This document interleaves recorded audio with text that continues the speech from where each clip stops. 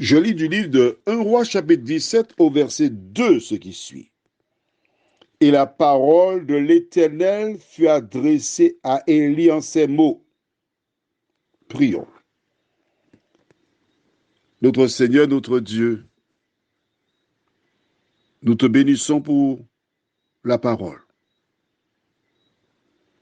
Nous te remercions pour ces écrits,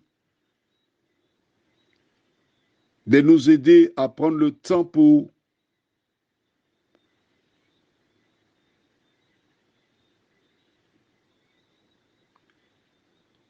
la lire,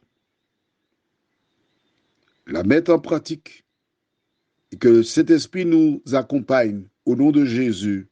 Amen. Lors d'échanges dans le domaine biblique, beaucoup de personnes me disent, oui, mais avant c'était plus facile parce que Dieu parlait aux gens et les personnes pouvaient avancer. Mais aujourd'hui, Dieu ne nous parle pas, il n'y a que la Bible. Et quand j'entends ces propos, cela m'amuse. Pourquoi? C'est simple. Quelle différence y a-t-il entre entendre Dieu parler et lire la Bible? Les prophètes avaient certains ordres. Ils remplissaient des missions. Et toutes ces missions ont été écrites, consignées dans la Bible, du début à la fin. Et quand tu prends la parole de Dieu, la Bible, quand tu commences à la lire, il te faut réaliser, croire que c'est Dieu lui-même qui te parle exactement comme il le faisait avec les prophètes. Quand tu lis la Bible, c'est l'équivalent d'une rencontre de prophète avec l'Éternel, la parole de l'Éternel. La parole de l'Éternel, qu'est-ce que c'est? Quand tu prends ta Bible dans Jean chapitre 1er au verset 1, la Bible déclare au commencement était la parole.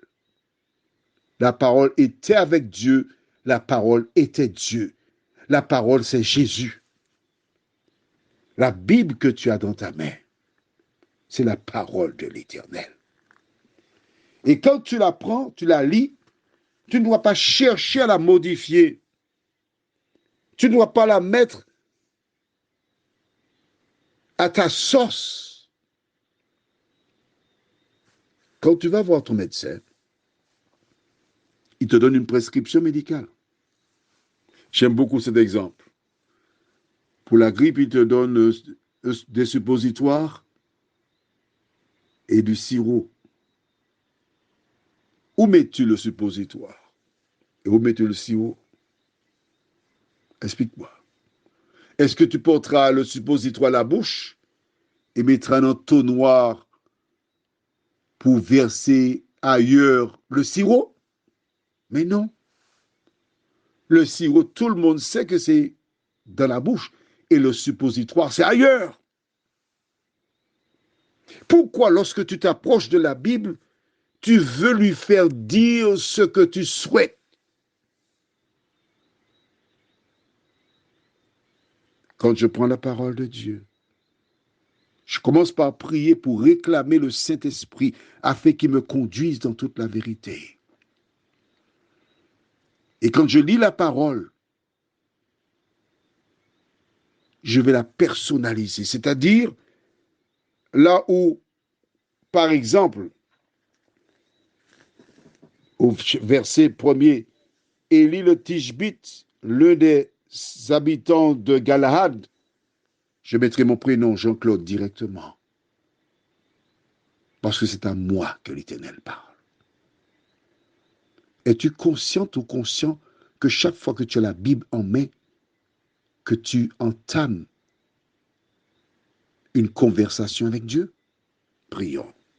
Notre Seigneur et notre Dieu, nous te remercions car par le passé, les Bibles étaient interdites.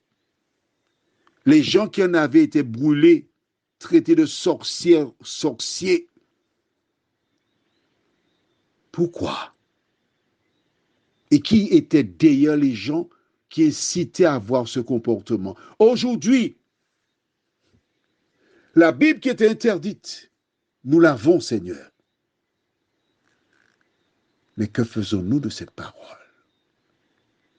L'ennemi a permis qu'on ait la Bible, mais plusieurs se contentent de l'ouvrir dans la maison, dans la chambre, dans le véhicule, dans le séjour, et s'imaginent que la présence de la Bible protège.